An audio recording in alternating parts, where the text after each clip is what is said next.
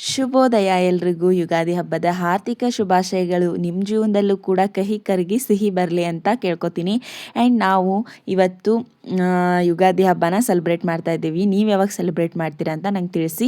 Almost ಎಲ್ಲರೂ ನಾವು ಅಂದರೆ ಹಿಂದೂಗಳು ಯುಗಾದಿ ಹಬ್ಬನ ಕರ್ನಾಟಕದಲ್ಲಿ ಇವಾಗಲೇ ಮಾಡ್ತೀವಿ ಅಂತ ಅನ್ಕೋತೀನಿ. ತಮಿಳವರು, ಕೇರಳ, ಮಲಯಾಳಿ ಎಲ್ಲರೂ ಕೂಡ ಯುಗಾದಿ ಹಬ್ಬನ ಸೆಲೆಬ್ರೇಟ್ ಮಾಡ್ತಾರೆ ಡಿಫ್ರೆಂಟ್ ವೇದಲ್ಲಿ. ಸೊ ಅವರು ಒಂದೊಂದು ಹೆಸರನ್ನು ಇಟ್ಟಿರ್ತಾರೆ, ಬಟ್ ನಾವು ಯುಗಾದಿ ಅಂತ ಕರಿತೀವಿ. ನಮಗೆ ಹೊಸ ವರ್ಷ ಇದೆ ಅಂತ ಅನಿಸುತ್ತೆ, ಎಲ್ಲರೂ ಹೇಳೋದು ಹಾಗೇ. ಬಟ್ ನಾವು ಸೆಲೆಬ್ರೇಟ್ ಮಾಡೋದು ಅದನ್ನು ನಾನು ನಿನ್ನೆನೇ ಇದ್ರ ಬಗ್ಗೆ ತುಂಬ ಹೇಳ್ಕೊಂಡಿದ್ದೀನಿ. ಸೊ ನನಗೆ ಅದ್ರ ಬಗ್ಗೆ ಹೇಳ್ಕೊಳ್ಳೋಷ್ಟು ಆಸಕ್ತಿ ಇಲ್ಲ. ಇವತ್ತು ಖುಷಿಯಾಗಿ ಹಬ್ಬ ಮಾಡ್ಕೊಳ್ಳೋಣ, ಬೇಜಾರು ಮಾಡ್ಕೊಳ್ಳೋ ಅವಶ್ಯಕತೆ ಇಲ್ಲ. ಸೊ ಇವತ್ತು ಗುರುವಾರ ಆಗಿರೋದ್ರಿಂದ ನಂದು ರಾಯರ ಪೂಜೆ ಕೂಡ ಇತ್ತು. ಅದಕ್ಕೆ ನಾನು ಬೇಗ ಎದ್ದು 4 ಗಂಟೆಗೆ ಎದ್ದು ಪೂಜೆ ಎಲ್ಲ ಮುಗಿಸ್ಕೊಂಡು ಹಬ್ಬದ ವೈಬ್ನ ಮನೆಯಲ್ಲಿ ತೊಗೊಂಬಂದಿದ್ದೀನಿ. ಅಂತಂದರೆ ಬೇಗ ಎದ್ದು ಪೂಜೆ ಮಾಡಿದರೆ ಹಬ್ಬದ ವೈಬು ತಾನೇ ಬಂದುಬಿಡುತ್ತೆ. ಸೊ ನಂದಿವತ್ತು 5:30 ಅನ್ನೋಷ್ಟರೊಳಗೆ ಪೂಜೆ ಎಲ್ಲ ಆಗೋಗ್ಬಿಟ್ಟಿತ್ತು. ಎದ್ದು ಕಸ ಗುಡಿಸಿ ನೆಲ ಒರೆಸಿ ಎಲ್ಲ ಕೆಲಸ ಮುಗಿಸ್ಕೊಂಡು ಆಮೇಲೆ ಅಡುಗೆಗೆ ಸ್ಟಾರ್ಟ್ ಮಾಡ್ಕೊಂಡಿದ್ದೀನಿ. ನಾವು ಇಲ್ಲಿ ಇವತ್ತು ನುಗ್ಗೆಕಾಯಿ ಸಾಂಬಾರು ಕಂಪಲ್ಸರಿ ನಮ್ಮ ಕಡೆ. ಆಮೇಲೆ ಶಾವಿಗೆನ ಬಸ್ತಿದ್ದೀವಿ, ಮತ್ತು ಇಲ್ಲಿ ಅವರೆಕಾಳು ಪಲ್ಯ ಮಾಡ್ಕೊಂಡಿದ್ದೀನಿ, ಅನ್ನಕ್ಕೂ ಇಟ್ಟಿದ್ದೀನಿ, ಮತ್ತು ತಿಂಡಿಗೆ ಅಂತ ಹೇಳಿಬಿಟ್ಟು ಪಲಾವ್ ಕೂಡ ಮಾಡ್ಕೊಂಡಿದ್ದೀನಿ. ನಾನು ಇಷ್ಟೆಲ್ಲ ಮಾಡಿಕೊಂಡು ಇವತ್ತು ಹಬ್ಬನ ಫುಲ್ ಜೋಶಾಗಿ ಸ್ಟಾರ್ಟ್ ಮಾಡ್ಕೊಂಬಿಡೋದು.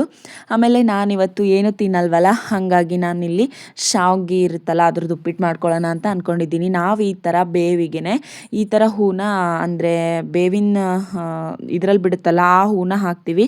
ಸೊ ನೀವೇನು ಹಾಕ್ತೀರಾ, ಬೇವು ಬೆಲ್ಲ ಅಂದರೆ ನಿಮ್ಮ ಕಡೆ ಹೇಗೆ ತಿಂತೀರಾ ಅನ್ನೋದನ್ನು ನನಗೆ ಕಮೆಂಟ್ ಮಾಡಿ ತಿಳಿಸಿ. ನಾವಂತೂ ಹೀಗೆ ಮಾಡ್ತೀವಿ. ಸೊ ಇದ್ರದ್ದು ರೆಸಿಪಿನ ನಾನು ಶೇರ್ ಮಾಡ್ಕೋಬೇಕಿತ್ತು, ಬಟ್ ನನಗೆ ಅಷ್ಟೊಂದು ಟೈಮ್ ಇರಲಿಲ್ಲ, ಸಿಕ್ಕಾಪಟ್ಟೆ ಕೆಲಸ ಇತ್ತು. ಸೊ ಹಂಗಾಗಿ ಇದನ್ನು ಶೇರ್ ಮಾಡ್ಕೊಳಕ್ಕಾಗಿಲ್ಲ. ಏನಿಲ್ಲ, ಕಡಲೆಪಪ್ಪು ಅಥವಾ ಪುಟಾಣಿ ಇರುತ್ತಲ್ಲ, ಸೊ ಅದನ್ನು ಮಿಕ್ಸಿ ಮಾಡಿಕೊಂಡು ಆಮೇಲೆ ಇದಕ್ಕೆ ಬೆಲ್ಲನ ತುಂಬ ಸಣ್ಣಗೆ ಜಜ್ಜಿಟ್ಕೊಂಡು ಹಾಕೋಬೇಕಷ್ಟೇ. ಅದನ್ನು ಮಿಕ್ಸಿ ಮಾಡ್ಕೊಂಡ್ಬಿಟ್ರೆ ಆಯ್ತು ಇದಕ್ಕೆ. ಆಮೇಲೆ ಸ್ವಲ್ಪ ಡ್ರೈ ಫ್ರೂಟ್ಸ್ ಹಾಕೋಬೇಕು. ಆಮೇಲೆ ನಾನು ಹಬ್ಬ ಎಲ್ಲ ಮುಗಿಸ್ಕೊಂಡು ಪೂಜೆ ಎಲ್ಲ ಮುಗಿಸ್ಕೊಂಡು ಬೆಳಗ್ಗೆ ತಿಂಡಿ ತಿಂದ್ಕೊಂಡು ಸ್ವಲ್ಪ ಹೊರಗಡೆ ಕೆಲಸ ಇತ್ತು ಅಂತ ಹೊರಟಿದ್ದೆ.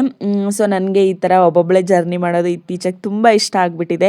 ಎಷ್ಟು ಚೆನ್ನಾಗಿರುತ್ತೆ ಗೊತ್ತಾ. ನಮ್ಮ ಫೇವ್ರೆಟ್ ಸಾಂಗ್ನ ಬ್ಲೂಟೂತ್ ಹಾಕ್ಕೊಂಡು ಕೇಳಿಕೊಂಡು, ಬೇರೆಯವ್ರಿಗೆ ಡಿಸ್ಟರ್ಬ್ ಮಾಡೋಕ್ಕೆ ಹೋಗಬಾರ್ದು, ಬ್ಲೂಟೂತ್ ಹಾಕ್ಕೊಂಡು ಕೇಳಿಕೊಂಡು ಆರಾಮಾಗಿ ಜರ್ನಿ ಮಾಡ್ಕೋತಾ ಹೋದರೆ ಎಷ್ಟು ಖುಷಿ ಕೊಡುತ್ತೆ ಮನಸ್ಸಿಗೆ. ಸೊ ನನಗೆ ಇವತ್ತು ಬೇಗ ಪೂಜೆ ಆಗಿದ್ದಕ್ಕೂ ಅಡುಗೆ ಆಗಿದ್ದಕ್ಕೂ ಒಂಥರ ನೆಮ್ಮದಿ ಅನ್ನಿಸ್ತಾ ಇತ್ತು ಮನಸ್ಸಿಗೆ. ಸೊ ಹಾಗಾಗಿ ಹೊರಡ್ತಾ ಇದ್ದೆ. ನಮ್ಮ ಸಿಟಿ ರಾಣೆಬೆನ್ನೂರು. ಸೊ ನೀವು ಯಾವೂರವರು ಅಂತ ನನಗೆ ಕಮೆಂಟ್ ಮಾಡಿ ತಿಳಿಸಿ, ನೋಡೋಣ ಯಾವೂರವ್ರು ನೋಡ್ತೀರಾ ಅಂತ ಹೇಳ್ಬಿಟ್ಟು. ಜಾಸ್ತಿ ವ್ಯೂಸ್ ಇಲ್ಲ, ಬಟ್ ಜಸ್ಟ್ ಕ್ಯೂರಿಯಾಸಿಟಿ ಕೇಳ್ತಾ ಇದ್ದೀನಿ ಅಷ್ಟೇ, ಯಾರಾದರೂ ನೋಡ್ಬೋದಾ. ಒಂದು 10 ವ್ಯೂಸಲ್ಲಿ ನನಗೆ ಗೊತ್ತಿರೋರು ಒಂದು 5 ಜನ ನೋಡಿದರೆ ಇನ್ನು 5 ಜನ ಬೇರೆಯವ್ರು ಇರ್ತಾರಲ್ವ, ಸೊ ಅವ್ರು ಯಾರು ಅಂತ ನಂಗೆ ಕಮೆಂಟ್ ಮಾಡಿದರೆ ಖುಷಿ ಆಗುತ್ತೆ. ಆಮೇಲೆ ಹಾಗೆ ಬಸ್ಸು ನಿಧಾನಕ್ಕೆ ಹೋಗ್ತಾ ಇತ್ತು. ಒಂದು ಪ್ರಾಬ್ಲಮ್ ಏನಂದರೆ ಇಲ್ಲಿಂದ ಮತ್ತೆ ಮುಂದೆ ಹೋಗಿ ಸ್ವಲ್ಪ ಹೊತ್ತು ನಿಲ್ಲಿಸ್ತಾರೆ ಟಿಕೆಟ್ ಮಾಡೋದಕ್ಕೆ ಅಂತ ಹೇಳಿಬಿಟ್ಟು.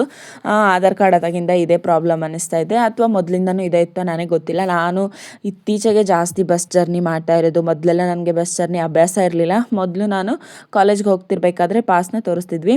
ಆ್ಯಂಡ್ ಇವತ್ತು ಎಷ್ಟು ಜನ ಹೊಸ ಹೊಸ ಗಾಡಿಗಳು ತೊಗೋತಿದ್ದಾರೆ ಗೊತ್ತಾ. ಟ್ರ್ಯಾಕ್ಟ್ರು, ಕಾರು, ಬೈಕು, ಸಿಕ್ಕಾಪಟ್ಟೆ ಖುಷಿ ಆಗ್ತಾಯಿತ್ತು ನೋಡೋಕ್ಕೆ. ಎಷ್ಟು ಜನ ಇದಕ್ಕೆ ಎಷ್ಟು ಕಷ್ಟಪಟ್ಟಿರ್ತಾರೋ ಗೊತ್ತಿಲ್ಲ.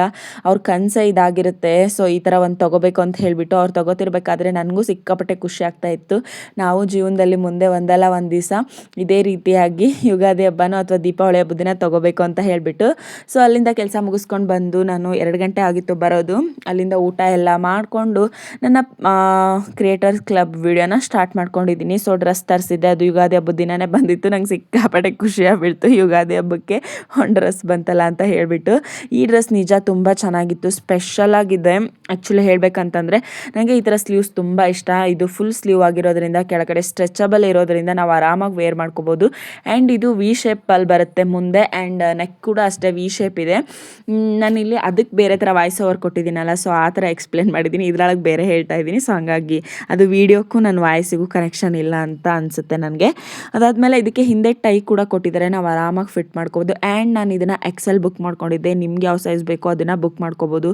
ಈ ಥರ ಬುಕ್ ಮಾಡ್ಕೊಳ್ಳೋದ್ರಿಂದ ನಿಮಗೆ ಕರೆಕ್ಟಾಗಿ ಸೈಜ್ ಬರುತ್ತೆ. ನನಗಂತೂ ಫಿಟ್ಟಿಂಗ್ ಮಾಡ್ಕೊಳ್ಳೋ ಅವಶ್ಯಕತೆನೇ ಇಲ್ಲ. ಆ್ಯಂಡ್ ಇದನ್ನು ಸ್ಲೀವ್ಸ್ನ ನೀವು ಪಿಟ್ ಮಾಡ್ಸೋಕ್ಕೆ ಹೋಗಬೇಡಿ, ಇದಿರೋದೇ ಈ ಥರ ಸ್ಟೈಲಿಶ್ ಆಗಿ.